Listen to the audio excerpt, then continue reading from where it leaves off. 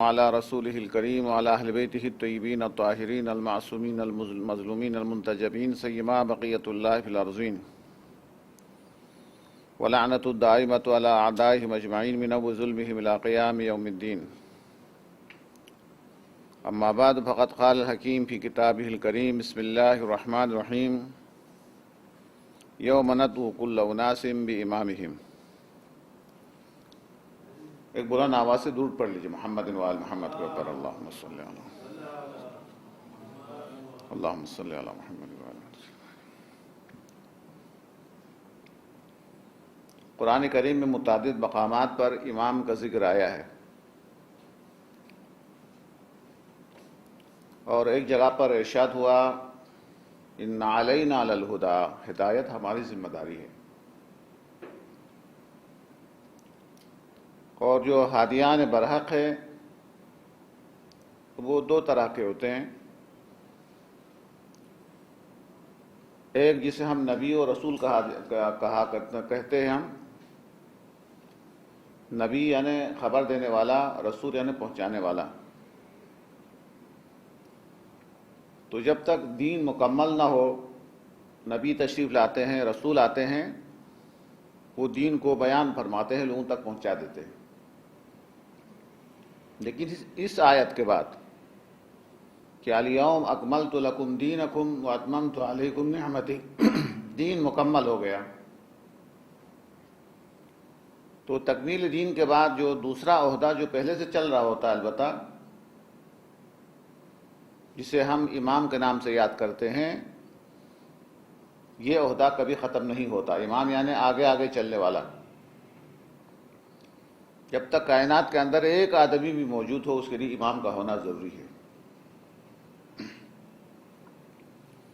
امام کے حوالے سے ایک اہم نقطہ سمجھنا یہ بھی ضروری ہے،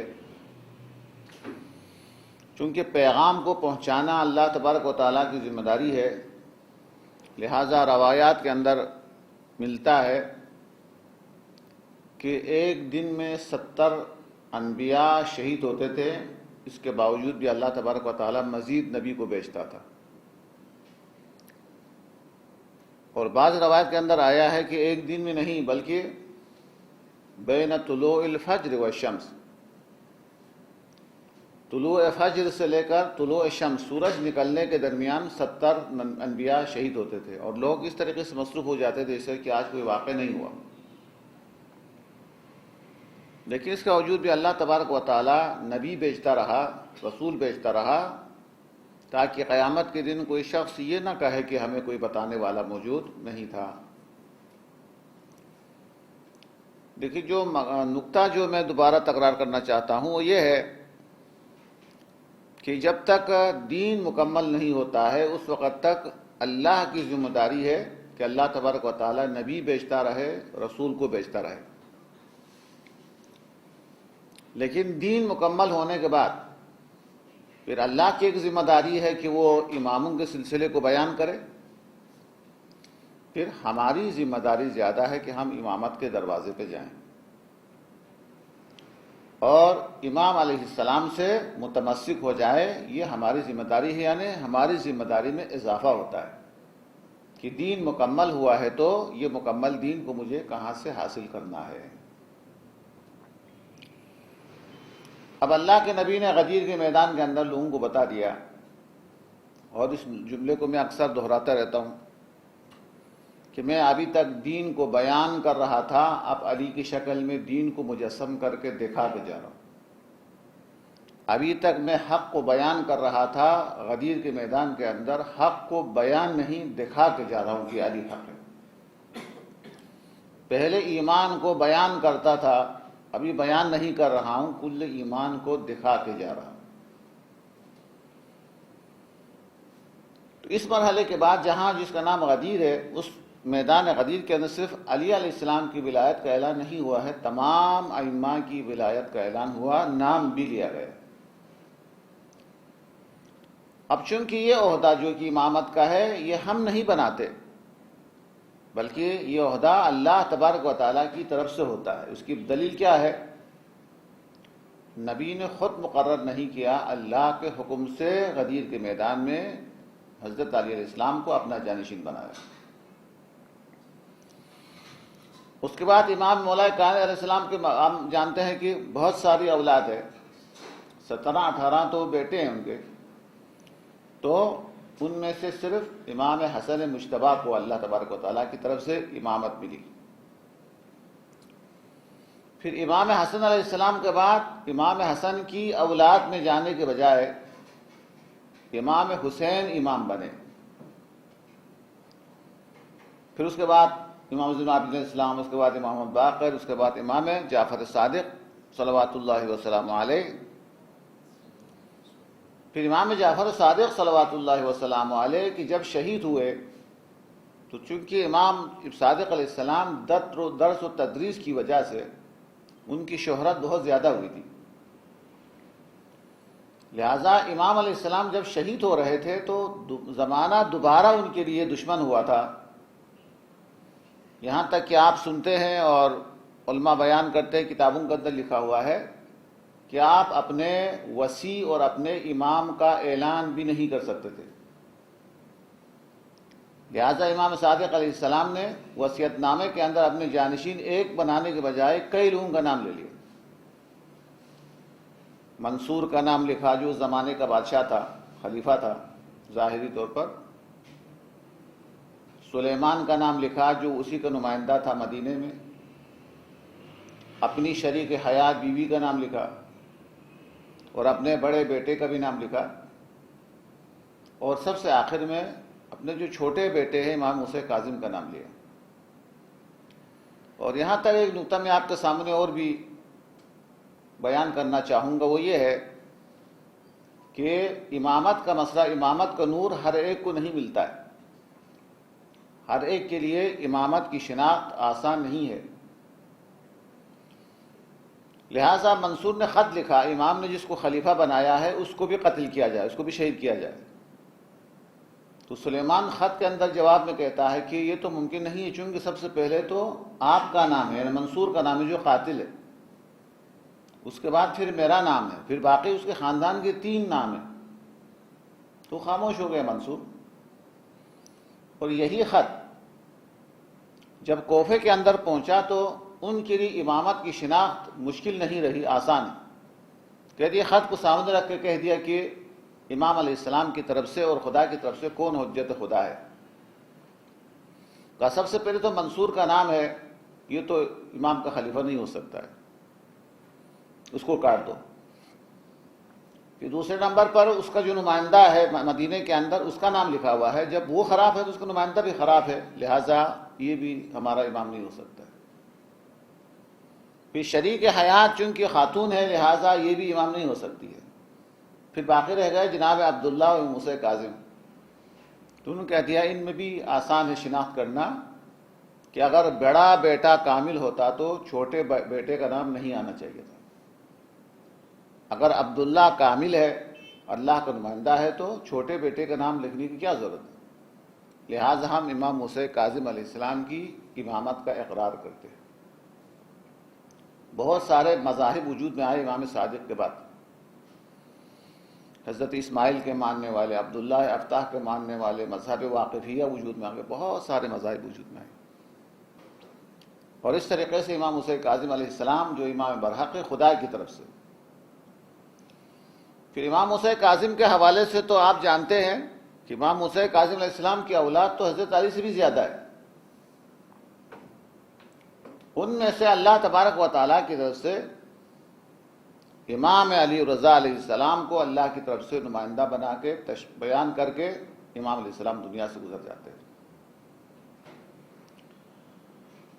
اور پھر امام موسیٰ کاظم کے حوالے سے ایک خاص بات یہ ہے کہ امام موسیٰ کاظم علیہ السلام کے نام کے اندر، چونکہ ان کے دشمن بہت زیادہ ہوئے، مذاہب بہت زیادہ، مشکلات بہت زیادہ، 14 سال جیل میں رہے، تو اللہ تبارک و تعالیٰ نے امام موسیٰ کاظم علیہ السلام کی اولاد کے اندر ایک خاص خصوصیت رکھی۔ وہ خاص خصوصیت یہ ہے کہ آج بھی جو عملیات لکھنے والے، تعویذ جو عملیات دینے والے ہیں، ان کے پاس جائیں تو بہت ساری بیماری اور پریشانی کے بارے میں یہ کہا جاتا ہے کہ آپ موسوی سادات سے دعا کروائیں، امام موسیٰ کاظم کی اولاد میں جو موسوی سادات ہیں ان کی خاص ایک اہمیت ہے، ان کی دعا کا بھی خاص ایک اثر ہے۔ امام موسیٰ کاظم علیہ السلام کے بارے میں کہ بہت سارے مقامات پر انشاءاللہ، چونکہ آپ زیارتوں پہ جاتے ہیں لہٰذا ان میں سے چند کا نام لے لوں۔ امام موسیٰ کاظم خود بھی باب الحوائج ہے، اور آپ کا فرزند امام رضا جس کے نام پہ ہم جمع ہوئے ہیں وہ بھی باب الحوائج ہیں، یعنی حاجتوں کا دروازہ ہے۔ اور قوم کے اندر جس خاتون کی زیارت کے لیے آپ جاتے ہیں حضرت فاطمہ معصومہ، وہ بھی باب الحوائج ہے۔ اسی طریقے سے شاہ عبدالعظیم کی آپ زیارت کے لیے جاتے ہیں، تشریف لے جاتے ہیں، وہاں شاہ عبدالعظیم خود جس کی زیارت کے لیے وہاں تشریف فرما ہے جناب حمزہ، وہ بھی امام موسیٰ کاظم کی اولاد میں سے۔ شاہ چراغ، اسی طریقے سے آپ کو مختلف مقامات پر آپ کو ملیں گے کہ امام موسیٰ کاظم علیہ السلام کی اولاد میں خداوند تبارک و تعالیٰ نے خاص ایک اثر رکھ دیا۔ اب مختصر کر کے اسی موضوع کی طرف آتا ہوں، تو ان میں سے ایک امام رضا علیہ السلام جو امام موسیٰ کاظم علیہ السلام کی طرف سے دلائل کے ساتھ بیان کر کے کہ یہ تمہارا امام ہے، اس کی اطاعت کرو، اس کی جو ہے وہ اوامر پر عمل کرو، ان کے جو مخالفت نہ کرو، تاکید کے ساتھ امام علیہ السلام شہید ہو جاتے ہیں۔ جب امام رضا علیہ السلام کی بات آتی ہے تو امام علیہ السلام کے برکات معاشرے کے اندر بہت زیادہ ہے۔ ان برکتوں میں سے ایک برکت تو یہی ہے کہ آپ وہ امام معصوم علیہ السلام ہے کہ جس کو ہم زیارت کے اندر کہتے ہیں کہ سلطان العرب والعجم، زیارت کے اندر آپ پڑھتے ہیں کہ آپ کیا ہیں، عرب کا بھی بادشاہ ہیں اور عجم کا بھی بادشاہ ہیں۔ امام رضا علیہ السلام نے جو ہمارے لیے جو آثار چھوڑے ہیں، ہمارے جو علمی خدمات امام رضا علیہ السلام کی ہے، ان میں سے بہت سارے مناظرہ ہے کہ آپ کو سب سے پہلے تو ولی عہد بنایا گیا۔ جب آپ کو ولی عہد بنایا گیا تو عام طور پر جو تاثر تھا ہمارے ائمہ کے بارے میں کہ یہ حکومت نہیں چلا سکتے، حکومت کے مسائل سے یہ آگاہ نہیں ہے، یہ جو اس زمانے کے اندر جو خاص تاثر تھا، امام علیہ السلام کے ولی عہد ہونے سے یہ ثابت ہوا کہ ہمارا امام علیہ السلام بہترین حکمران بھی بن سکتے ہیں، کہ اگر وہ ولی عہدی کے قابل نہ ہوتا تو وہ بادشاہ جو کہ عرب اور عجم دونوں کا بادشاہ بنا ہوا ہے، ہر جگہ پر ان کی حکومت ہے مامون کی، وہ کبھی بھی اپنا ولی عہد نہیں بناتا۔ امام علیہ السلام جب ولی عہد بنے تو آپ کے ولی عہد بننے کی وجہ سے جو آپ کے ماننے والے ہیں ان کو آرام ملا، ان کو سکون ملا، اور امام علیہ السلام کی وجہ سے جو آپ کے ماننے والے تھے وہ مشکلات و پریشانی سے باہر آئے، اور خاص طور پر جو آپ کی جو اولاد اس زمانے کے اندر سادات جن کو شہید کیا جاتا تھا، ان کو قتل کیا جاتا تھا، ان کا خاص احترام میں اضافہ ہوا ولیعہد ہونے کی وجہ سے، اور آپ کی شہرت بہت زیادہ ہے کہ آپ سنتے ہیں، اور جب آپ تشریف لاتے ہیں خراسان کی طرف، مشہد کی طرف، تو نشاپور کے اندر ہزاروں افراد آپ کے استقبال کے لیے تشریف لاتے ہیں، جبکہ آپ ابھی ولی عہد بنے بھی نہیں۔ اور نشاپور کے اندر آپ نے وہ مشہور جملہ ارشاد فرمایا جو سب کو یاد ہے کہ سب یہی کہہ رہے تھے کہ فرزند رسول آپ ہمارے لیے کوئی حدیث سنائیں، تو آپ نے وہ مشہور معروف حدیث سنائی دی جو سب کو یاد ہے، جس کو سلسلۃ الذہب کہا جاتا ہے، کلمۃ لا الہ الا اللہ حسنی ومن دخل فی حسنی امین من عذابی۔ سب سے پہلے آپ نے ارشاد فرمایا کہ مجھے میرے والد نے، امام موسیٰ کاظم نے، ان کو ان کے والد نے، امام صادق نے، ان کو ان کے والد امام باقر نے، ان کو ان کے والد گرامی امام زین العابدین نے، اسی طریقے سے مولا کائنات حضرت رسول خدا تک پہنچایا، اور حضرت رسول خدا نے جبرائیل سے سنا کہ اللہ تبارک و تعالیٰ کا یہ ارشاد ہے کہ کلمہ لا الہ الا اللہ حصنی میرا قلعہ ہے، ومن دخل فی حصنی امن من عذابی، جو شخص بھی اس قلعے کے اندر داخل ہو جاتا ہے وہ امن پاتا ہے۔ اور اس حدیث کو سلسلۃ الذہب اس لیے کہا جاتا ہے کہ تاریخ اسلام کے اندر صرف یہ واحد وہ روایت ہے یا وہ حدیث قدسی ہے کہ جس کے اندر جتنے راوی کا نام لیا گیا ہے وہ سب کا سب سونے سے بھی زیادہ قیمتی ہے، سب کا سب معصوم علیہ السلام، معصوم کے علاوہ کوئی اور اس کے درمیان میں اور کوئی شخص نہیں ہے، سب کا سب معصوم سلسلہ ہے۔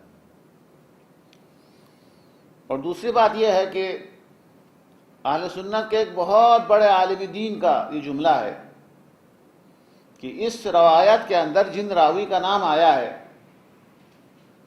امام رضا علیہ السلام نے جن کا نام لیا ہے، کہ وہ ایسے نام ہیں کہ اگر اس نام کو کسی مجنون کے اوپر پڑھ لیا جائے تو وہ دوبارہ عاقل بن جائے، اس کو جنون ختم ہو جائے، دیوانگی ختم ہو جائے۔ اس کے بعد آپ نے پھر فرمایا ولیکن بشرطہا وشروطہا، لیکن یہ لا الہ الا اللہ پڑھنے سے انسان عذاب سے بچ جاتا ہے، لیکن اس کے شرط و شرائط ہے۔ وَأَنَا مِن شُرُوطِهَا، میں خود بھی ان کے شرائط میں شامل ہوں کہ صرف کلمہ لا الہ الا اللہ پڑھنا کافی نہیں ہے، بلکہ کلمہ لا الہ الا اللہ کے ساتھ اپنے زمانے کے امام سے وابستہ ہونا ضروری ہے۔ یہ جو وابستگی ہے جو ہر زمانے کے اندر، یہ قرآن کے متعدد مقامات کے ذریعے آپ ثابت کر سکتے ہیں۔ ایک تو یہ ہے کہ حضرت موسیٰ کے قصے کے اندر جو جادوگر سجدے میں جاتے ہیں، جو قرآن کہتا ہے فَوَقَعَ السَّحَرَةُ سَاجِدِينَ، جو جادوگر تھے وہ سجدے میں گر گئے، وَقَالُوا آمَنَّا بِرَبِّ الْعَالَمِينَ، سجدے میں جا کے کہا کہ ہم عالمین کے رب کے اوپر ایمان لے آتے ہیں۔ اگر جملہ صرف یہاں تک رک جائے تو فرعون اپنے آپ کو رب سمجھتا ہے، احتمالات ہے، اس لیے نسبت دی انہوں نے کہ آمنا برب العالمین رب موسیٰ و ہارون، جو موسیٰ اور ہارون کا رب ہے ہم اس پر ایمان لے آتے ہیں۔ نسبت ضروری ہے، اور بلکہ دور جانے کی ضرورت نہیں ہے کہ سورہ مبارک حمد، اب بہت ساری باتوں میں سے ایک بات سورہ حمد کا جملہ آیا تو سورہ حمد کے حوالے سے بھی ایک جملہ آپ کے سامنے عرض کروں، پہلے میں مطلب کو بیان کروں۔ اہدنا الصراط المستقیم، خدایا مجھے صراط مستقیم کے اوپر ثابت قدم رکھے۔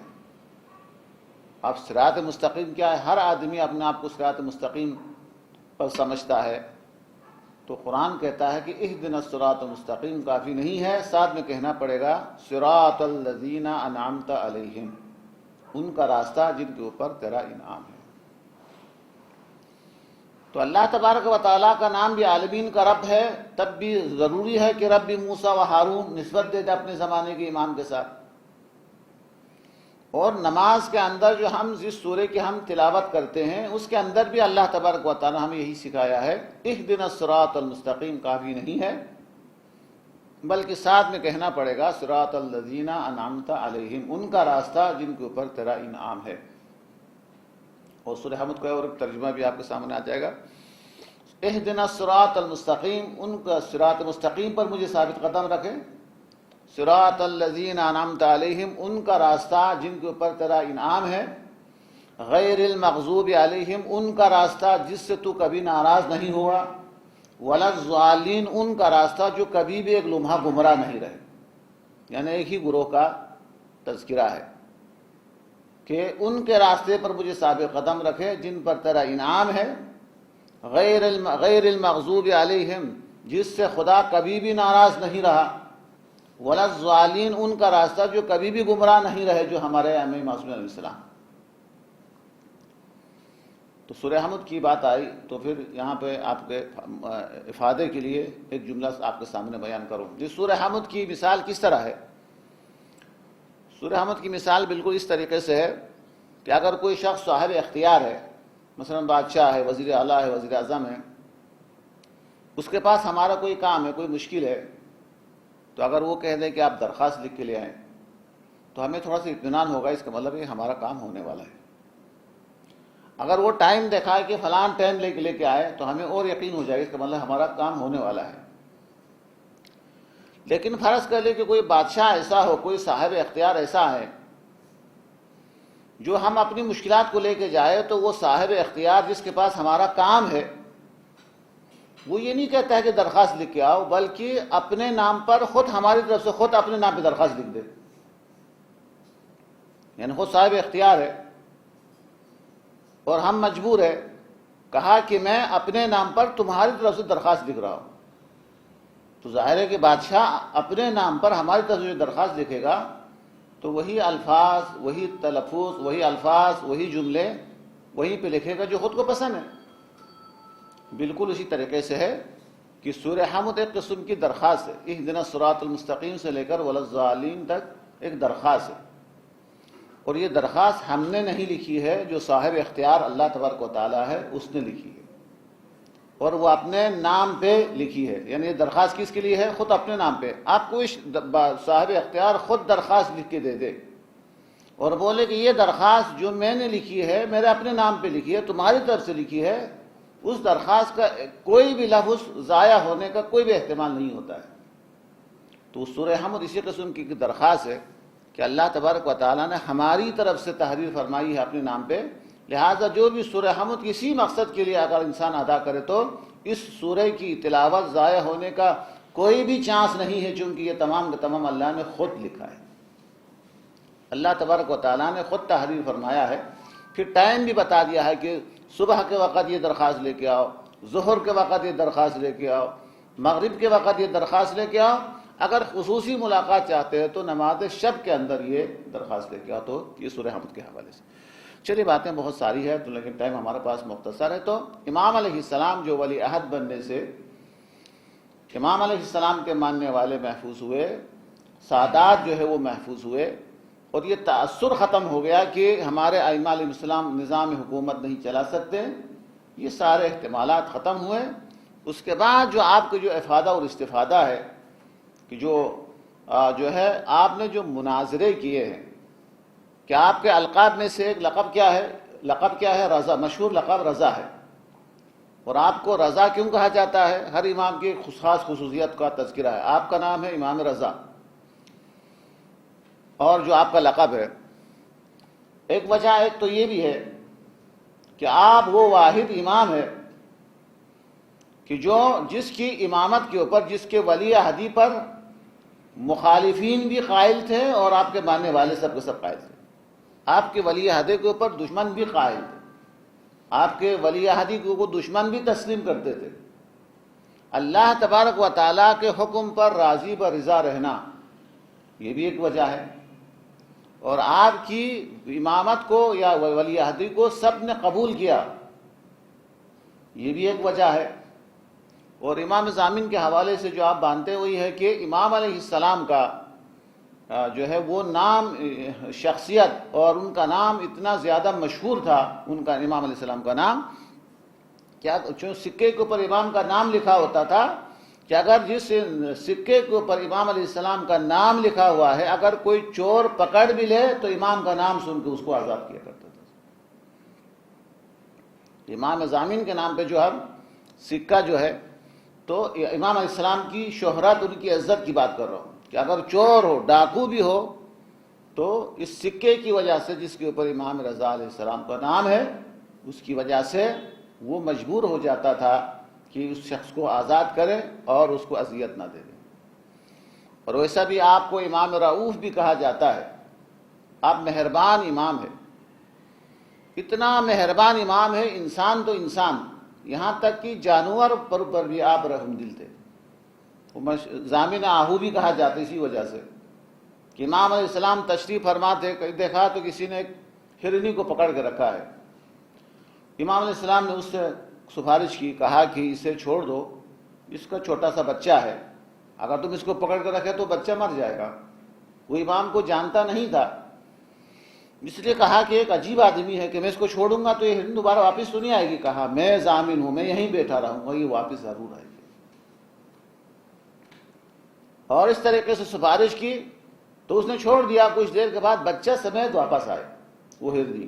امام آہو انسانوں پر تو رحم دل ہے ہی ہے، امام رحم دل، جانوروں پر بھی رحم دل ہے، ان کی بھی ضمانت دینے والے، ان کا بھی خیال رکھنے والے، یہ امام ضامن آہو ہے، اور امام رعوف ہے۔ اسی وجہ سے کہ آپ کی زیارت کے حوالے سے آپ نے وہ ضمانت دی ہے کہ اس قسم کی ضمانت حتیٰ کسی بھی امام معصوم کی زیارت میں نہیں ہے۔ کیا ارشاد فرمایا؟ جو شخص عالم غربت میں میری زیارت کو آئے تو میں اس سے وعدہ کرتا ہوں کہ مرنے کے بعد 3 مقامات پر اس سے ملنے کے لیے آؤں گا۔ یہ صرف امام رضا علیہ السلام کی زیارت کی خصوصیت ہے کہ آپ نے یہ وعدہ دیا جو عالم غربت کے اندر میری زیارت کو آئیں۔ اور ویسے تو جب بھی ہم کسی امام علیہ السلام کی زیارت کے لیے جاتے ہیں، اگر ہم دعا نہ بھی مانگے، طلب نہ بھی کرے، تو یہ لوگ کریم ہے کہ ہمارے مرنے کے بعد یہ ہمیں ضرور یاد فرماتے ہیں۔ وہ آیت اللہ کوچانی کا قصہ اکثر سناتا ہوں، میں مرنے کے بعد سب چھوڑ کے چلے گئے، میں حیران و پریشان تھا، اب میرا کیا ہوگا؟ میں بہت ڈرا ہوا تھا۔ اتنے میں قبر کے اندر روشنی آئی، پھر قبر بڑی ہو گئی، اس کے بعد قبر کے اندر 2 نورانی شخص داخل ہوئے۔ میں نے اپنے ہادی سے پوچھا یہ کون ہے جو اس وقت میری مدد کے لیے آئے ہیں، جبکہ میرا بیٹا، میرا دوست، یہ سب چھوڑ کے چلے گئے ہیں؟ یہ کون ہے جو اس وقت جو مجھے سہارا دینے کے لیے، مجھے تسلی دینے کے لیے میرے قبر کے اندر آئے ہیں؟ تو میرے ہادی نے کہا ایک کا نام عباس ہے اور دوسرے کا نام علی اکبر ہے۔ میں تیزی کے ساتھ آگے بڑھا اور حضرت عباس کے قدموں پر اپنے آپ کو گرایا اور کہا مولا بہت آپ کا شکریہ، میں بہت ڈرا ہوا تھا، میں یہاں پہ بہت خوف زدہ تھا میں، لیکن آپ نے میری نصرت کی اور آپ ہماری مدد کے لیے تشریف لائے۔ تو حضرت عباس علیہ السلام نے مجھے سینے سے لگایا اور ارشاد فرمایا ہم احسان فراموش نہیں ہے کہ جب تم زندہ تھا تو دور سے تم ہماری زیارت کے لیے آیا کرتے تھے، اور آج جب دنیا سے تم چلا گیا ہے تو ہم خود تم سے ملنے کے لیے آئے ہیں، ہم کبھی احسان فراموشی نہیں کرتے۔ پھر مجھے تسلی دیتے ہوئے ارشاد فرمایا تم گھبراؤ نہیں، تم آرام اور سکون کے ساتھ رہو، میرا آقا حسین خود بھی تم سے ملنے کے لیے تشریف لانے والے۔ امام رضا علیہ السلام نے تو ضمانت دی ہے، وہ امام ضامن ہے۔ ارشاد فرمائے 2 شخص عالم غربت کے اندر میری زیارت کے لیے آتا ہے، میں اس سے وعدہ کرتا ہوں کہ مرنے کے بعد 3 مقامات پر اس سے ملنے کے لیے ضرور آؤں گا۔ یہ امام ضامن علیہ السلام۔ اور ایک واقعہ بھی جو میرے ذہن کے اندر آتا ہے، آپ کے فائدہ کے لیے بیان کر رہا ہوں۔ ایک عالم دین خواب دیکھتا ہے، اور خواب کے اندر یہی نظر آتا ہے کہ جب بھی میں سوتا ہوں تو امام رضا کی ذریعہ میں جانور داخل ہو رہے، پھر دوبارہ سوتا ہے، پھر یہی خواب نظر آتا ہے کہ کیا میرا کوئی گناہ ہے؟ تعبیر خواب کے لیے کسی ایک کے پاس گیا، دوسرے کے پاس گیا، تیسرے کے پاس گیا، سب نے کہا ہمیں نہیں پتا ہے۔ کسی نے کہا کہ ایک دیہات کے اندر ایک شخص سے وہ تعبیر خواب بتاتا ہے، میں وہاں چلا گیا۔ وہاں جانے کے بعد سب سے پہلے مجھ سے پوچھا تم کہاں سے آئے ہو؟ میں نے کہا میں مشہد سے آیا ہوں۔ تو اس نے کہا تم کیسے کم عقیدہ شخص ہو، بد عقیدہ شخص ہو، ہمیں جب کوئی پریشانی ہوتی ہے تو ہم امام رضا کی بارگاہ میں جاتے ہیں، تم وہاں سے یہاں آئے ہو، تو جو مسئلہ تمہارا ہے وہ امام رضا کے سامنے پیش کرنا چاہیے، تو میرے پاس پیش کرنے کے لیے آئے ہو، جاؤ جا کے امام کے ذریعے میں جا کے خود امام سے پوچھو کہ یہ خواب جو میں دیکھ رہا ہوں یہ کیا ہے۔ اب نا امید ہو کو واپس آیا، امام رضا سے التجا کہ مولا کیا میرا کوئی گناہ ہے کہ میں جب سوتا ہوں اور سونے کے بعد جب بھی مجھے خواب نظر آتا ہے تو یہی خواب نظر آتا ہے کہ آپ کے ذریعے میں جانور داخل ہو رہے۔ امام علیہ السلام خواب میں تشریف لاتے ہیں، خواب میں تشریف لانے کے بعد اس سے فرماتے ہیں کہ تم نے سنا ہے کہ ہماری زیارت کے لیے آنے والے کا گناہ معاف ہوتا ہے۔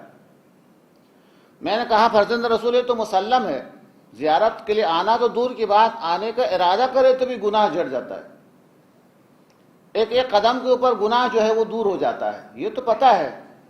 تو امام رضا نے ارشاد فرمایا تم جو خواب میں تم دیکھ رہے ہو یہ وہی چیز ہے کہ ہماری بارگاہ میں آنے سے پہلے لوگ گناہ کر کے حیوان بن چکے ہوتے ہیں، اور ہماری بارگاہ میں آتے ہیں تو گناہ معاف ہو کے انسان ہو کے واپس چلے جاتے ہیں۔ یہ مجالس، یہ عزاداری یہ تمام کے تمام در حقیقت انسان کو انسان بنانے کے لیے، کہ جب انسان گناہ کرتا ہے تو حیوان کے قریب پہنچتا ہے، اور جب انسان کا گویا ہے جب ذکر شہادت میں آتے ہیں یا زیارت کے لیے جاتے ہیں تو گناہ معاف ہوتے ہیں، یعنی دوبارہ انسان بن جاتا ہے۔ تو جو کربلا جاتے ہیں، جو مشہد جاتے ہیں، در حقیقت اپنے آپ کو دوبارہ انسان بنانے کے لیے آتے ہیں۔ اب جو زیارت کے لیے آتا ہے، اور بھی ایک واقعہ ذہن میں، لیکن میں نے سوچا تو کچھ اور تھا، لیکن واقعات ہی بیان کر دیتا ہوں۔ ایک عالم دین کہتا ہے کہ میں نے ایک خاتون کو دیکھا جس کا حجاب اچھا نہیں تھا، تو میں نے ان کو حجاب کے حوالے سے نصیحت کرنے کے لیے ان سے کہا کہ خاتون کہ محترمہ، آپ کو شرم نہیں آتی ہے، فاطمہ زہرا سے شرمندہ نہیں ہوتی ہے کہ آپ کا حجاب صحیح نہیں ہے، آپ ان کے ماننے والی ہو، کیا ہے؟ تو وہ خاتون جو زیارت کر کے باہر آ رہی تھی، اس نے کہا میں مسلمان نہیں ہوں۔ تم کہاں سے آئی ہو؟ کہا میں تہران سے آئی ہوں۔ مسلمان نہیں ہو؟ کہا نہیں میں مسلمان نہیں ہوں میں۔ تو پھر امام رضا کی بارگاہ میں کیا کرنے آئی ہو؟ کہا امام رضا کا ایک احسان تھا، اس احسان کا شکریہ ادا کرنے کے لیے۔ کہا کیا احسان ہے تمہارے اوپر امام رضا کا؟ تو انہوں نے قصہ سنایا، کہنے لگے میرا ایک بیٹا ہے جو کہ معذور ہے، اور اسکول کے اندر جب جاتا تھا پاؤں سے معذور ہے، تو وہاں بچے کہتے تھے کہ تمہیں اگر شفا چاہیے، ڈاکٹر نے جواب دیا، ڈاکٹر کو وہاں صحیح نہیں ہوا، بچہ بڑا ہوتا جاتا تھا، اسکول کے اندر کوئی نہ کوئی بچہ کبھی نہ کبھی کہتا ہے کہ تم امام رضا کے پاس کیوں نہیں جاتے ہیں کہ وہاں سے تمہیں شفا ملے گی، اور وہ بچہ آ کے ہمارے گھر کے اندر آ کے ہم سے کہتے تھے کہ ہمیں امام رضا کے پاس لے جائیں۔ تو میں ان سے کہتی تھی کہ امام رضا ہمارا امام نہیں ہے، ہم ان کے ماننے والے نہیں ہیں، وہ ہمارا کام کیوں کرے گا؟ ایک عرصے دراز تک یہی سلسلہ چلتا رہا کہ بچہ جب بھی اسکول جاتا تھا وہاں کوئی بچہ کہتا ہے کہ شفا چاہیے تو امام رضا کے پاس کیوں نہیں جاتا، اور وہ بچہ یہاں ماں باپ سے ضد کرتا ہے، ہم یہی کہتے رہے کہ امام رضا کو ہم مانتے نہیں ہیں تو ہمیں شفا کیوں دے گا؟ وہ خاتون کہنے لگے ایک دن میرا بیٹا اسکول سے واپس آیا اور پھر کہا کہ ہمیں مشہد لے جائیں امام رضا کے پاس۔ ہم نے پھر وہی کہا کہ وہ ہمارا امام نہیں ہے، ہمارا کام کیوں کرے گا؟ وہ غصے سے کھانا کھائے بغیر کمرے کے اندر داخل ہوا، اور داخل ہونے کے بعد جو ہے وہ دروازہ اندر سے بند کر دیا، کھانا بھی نہیں کھایا اور سو گئے۔ ہم بھی سو گئے۔ صبح جب ہم بیدار ہوئے تو ہم نے کیا دیکھا کہ بیٹا دروازہ کھول کے باہر کھیل رہا ہے، اس کا پاؤں صحیح ہو گیا۔ تو ہم نے اس بچے سے پوچھا جو کہ اس وقت معصوم تھا، اس کو کیا پتا کہ بیٹا یہ تمہارا پاؤں کیسے صحیح ہو گیا؟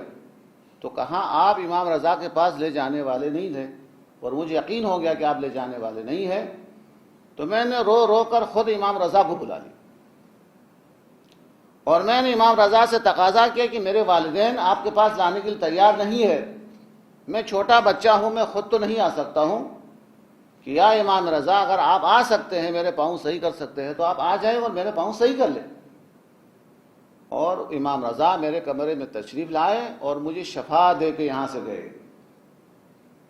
وہ خاتون کہتی ہے کہ میرا لاعلاج بیٹے کو جب شفا ملی، وہ چلنے کے قابل ہوا، اس لیے میں شکریہ ادا کرنے کے لیے مشہد کے اندر آیا۔ پھر اس نے کچھ جملہ اور بھی کہا کہ میں مشہد میں آنے کے بعد ہر دروازے کے اوپر گئی اور دیکھا کہ اس میں کوئی لکھا ہوا ہے کہ فلان مذہب والے نہ آئے، فلان دین کے پیروکار نہ آئے، کیونکہ فارسی دان ان کو پتہ ہے۔ تمام دروازوں کو میں نے چیک کیا تو دیکھا تو یہ کتنا کریم امام ہے، ان کی طرف سے کہیں پر بھی دروازے پہ نہیں لکھا ہوا تھا کہ صرف مسلمان آئے، غیر مسلمان نہ آئے، کہیں نہیں لکھا ہوا تھا کہ گناہگار نہ آئے، کہیں پہ نہیں لکھا ہوا تھا کہ فلان گناہ کرنے والا نہ آئے۔ ہر طرف جس دروازے پر گیا مطلقاً ہر آدمی داخل ہو سکتا تھا، لہٰذا میں اندر گئی اور امام علیہ السلام کا شکریہ ادا کر دیا۔ یہ امام علیہ السلام کے واقعات ہیں، امام علیہ السلام کی معرفت رکھنے والے۔ امام علیہ السلام کو اگر شفا کے لیے، بیماری میں علاج کے لیے امام کو بلائے تو شفا دیتے ہیں۔ زوار کا کتنا خیال کرتے۔ جابر کا مشہور واقعہ ہے کہ زمانے قدیم کے اندر ایک زائر آتا ہے، زیارت پڑھ کے نیند آ جاتی، تھکاوٹ کی وجہ سے نیند آتی ہے، وہ اسے اس خادم جس کا نام جابر ہے اسے لات مارتا ہے کہ تم بے ادب ہو، امام رضا کی ذریعے میں آ کر تم سوتے ہو، یہ سونے کی جگہ ہے، اس کو مار کے بھگا دیتا ہے۔ اور وہ ظاہر امام سے شکایت کرتا ہے کہ یہ آپ نے کس کو اپنا دربان بنا کے رکھا ہے کہ آپ کے مہمانوں کو مارتا ہے، یہ بے ادبی کرتا ہے۔ جابر کہتا ہے کہ میں رات کو سویا، جیسا ہی میں سویا اتنے میں قبر امام رضا کو زلزلہ آنا شروع ہوا، میں اور گھبرایا، خواب کے اندر دیکھا کہ قبر شق ہوئی، امام رضا باہر آئے اور امام رضا علیہ السلام اپنے ہاتھ کو کمر پر رکھ کے تھامے ہوئے تھے۔ میں نے امام علیہ السلام کی حالت دیکھ کے کہا، مولا کس نے آپ پر ظلم کیا، کیا کیفیت ہے، آپ کمر کو کیوں ہاتھ سے تھاما ہوا ہے؟ تو امام علیہ السلام نے فرمایا کہ تم نے میرے زوار کو جو لات مارا ہے اس سے زیادہ مجھے درد کا احساس ہوا۔ امام علیہ السلام امام رؤوف ہے، وہ اپنے مہمانوں کا خیال رکھتے ہیں، امام رؤوف ہے، وہ اپنی زیارت کر آنے والوں کا خیال رکھتے ہیں، اور امام خود جابر کے ذریعے لوگوں تک یہ پیغام پہنچاتے ہیں کہ اگر ہمارے زوار پر کوئی ظلم کرتا ہے، اس کے ساتھ کوئی زیادتی کرتا ہے تو اس زوار سے زیادہ ہمیں تکلیف ہوتی ہے۔ اور یہ چیزیں ہمارے سامنے ہیں، ماں باپ الحمدللہ سب جانتے ہیں کہ اولاد کو اگر کوئی چوٹ لگ جائے، کوئی زخم آ جائے تو اس سے زیادہ والدین درد کا احساس کرتے ہیں۔ تو امام رضا علیہ السلام بھی علمی لحاظ سے بہت زیادہ خدمات ہے، مناظرے کے لحاظ سے بھی اتنا بہت زیادہ خدمات ہے، اور شاگردی کے حوالے سے بھی بہت زیادہ خدمات ہے، اور آپ کی شہرت کی وجہ سے بعد میں آنے والے سب کے سب اپنے آپ کو رضوی کہلاتے تھے، امام علیہ السلام کے احترام میں اور امام علیہ السلام کی عزت و شوکت کی وجہ سے۔ بس میں نے آپ کی زحمت تمام کی۔ امام علیہ السلام کا دروازہ دسترخوان ابھی بھی کھلا ہوا ہے۔ امام علیہ السلام کا دسترخوان سے مراد یعنی ان کا دروازہ ہمیشہ کھلا ہوا ہے۔ کتنے لوگوں کو اللہ تبارک و تعالی شفا عطا فرماتا ہے، کتنے لوگوں کو اللہ تبارک و تعالی مصیبتوں سے نجات عطا فرماتا ہے، اس امام رضا علیہ السلام کی وجہ سے۔ مصائب کے 2 جملے اور آپ کی زحمت کو تمام کروں، ٹائم زیادہ ہو تو یہ ہے کہ امام علیہ السلام کی جو زیارت پڑھتے ہیں، السلام علیک یا غریب الغربا، امام علیہ السلام کیا ہے؟ غریب الغربا۔ غریب یعنی عربی کے اندر مسافر کو کہا جاتا ہے۔ امام حسین کے بارے میں ہے السلام علیک یا غریب۔ امام حسین غریب ہے، مسافر ہے وہ بھی، اور باقی بہت سارے امام علیہ السلام امام جو ہے وہ مسافر تھے اور عالم غربت کے شہید ہوئے، لیکن جو لقب جو امام علیہ السلام کو ہے وہ ہے غریب الغربا، غریبوں سے بھی زیادہ غریب، مسافروں میں سب سے زیادہ غریب۔ شاید اس کی ایک وجہ یہ ہے کہ آقا حسین غریب ہے، وہ بھی مسافر ہے، عالم غربت میں ہے، لیکن بہرحال امام حسین علیہ السلام کے ساتھ بہن موجود ہے، امام حسین علیہ السلام کے ساتھ بیٹے موجود ہے، امام حسین علیہ السلام کے ساتھ بھائی موجود ہے، مسافر ہونے کے باوجود خاندان ان کے ساتھ موجود ہے، اس لیے فقط غریب ہے۔ امام رضا علیہ السلام فقط غریب نہیں ہے، غریب الغربا ہیں، سب سے زیادہ غریب اور تنہا شخص ہے، کہ جب آپ مدینے سے آپ کو جب لایا جا رہا تھا اس وقت اپنے عزیزوں اور رشتہ داروں کو جمع کر کے فرمایا مجھے اس طریقے سے رخصت کرو جس طریقے سے مردہ اور میت کو رخصت کیا جاتا ہے، رو رو کر مجھے رخصت کرو، آنسوں کے ساتھ مجھے مدینہ سے رخصت کرو، میں دوبارہ پلٹ کے آنے والا نہیں۔ پھر امام علیہ السلام کو زہر دیا جاتا ہے، زہر دینے کے بعد چونکہ آپ کا فرزند بھی مدینے کے اندر موجود تھے، آپ کا بیٹا امام محمد تقی علیہ السلام وہ مدینے کے اندر موجود تھے، آپ عالم غربت کے اندر آپ کو زہر دیا جاتا ہے، اور زہر کے اثر سے آپ شہید ہو جاتے ہیں۔ 90 امام عمر کے لحاظ سے چھوٹے بھی تھے، لیکن کتابوں کے اندر لکھا ہوا ہے کہ امام محمد تقی علیہ السلام اپنے خادم سے فرمایا کرتے تھے کہ میرا بستر کمرے کے اندر نہیں، میرا بستر صحن خانہ کے اندر بچھاؤ. کہا کیوں؟ اس لیے نہیں معلوم میرا غریب بابا مجھے کب بلا لے، کب مجھے آواز دے دے، کب مجھے وہاں پہ بلا لے، اس لیے صحن خانہ کے اندر مجھے میرا جو ہے بستر بچھا دیا جائے. اب اصل بیان کرتا ہے کہ ایک رات کو میں نے اٹھ کے دیکھا تو امام محمد تقی علیہ السلام بستر پر نظر نہیں آئے. میں حیران و پریشان تھا کہ میرا امام کہاں تشریف لے گئے. کچھ دیر کے بعد امام علیہ السلام واپس تشریف لائے. آنکھوں میں آنسو تھے، گریا کر رہے تھے، آستین چڑھائے ہوئے تھے. میں نے کہا مولا آپ کہاں تشریف لے گئے تھے؟ تو آپ نے ارشاد فرمایا کہ میں اپنے غریب بابا کو غسل دینے کے لیے شاہ خراسان گیا تھا. اے آبا اصل میں یتیم ہو گیا ہوں اور میرا بابا عالم غربت میں دنیا سے شہید ہو گیا ہے. بہرحال امام علیہ السلام عالم غربت کے اندر دنیا سے گزر جاتے ہیں اور آپ کا فرزند شہید جو ہے وہ یتیم ہو جاتا ہے. لیکن سلام اس غریب پر جس کا عالم غربت کے اندر کوئی غسل دینے والا موجود نہیں تھا، کوئی کفن پہنانے والا موجود نہیں تھا. اور اسی طریقے سے کہ امام علیہ السلام جب شہید ہو گئے تو آپ کا فرزند یتیم ہو گیا. لیکن امام کو معلوم تھا، نوے امام کو معلوم تھا کہ میں یتیم تو ہوا ہوں لیکن کوئی تمانچہ مارنے والا نہیں ہے، کوئی اسیر کرنے والا نہیں ہے. اس عالم غربت کے اندر امام کی شہادت کے باوجود امام علیہ السلام کا جنازہ بڑے شان و شوکت سے اٹھایا گیا.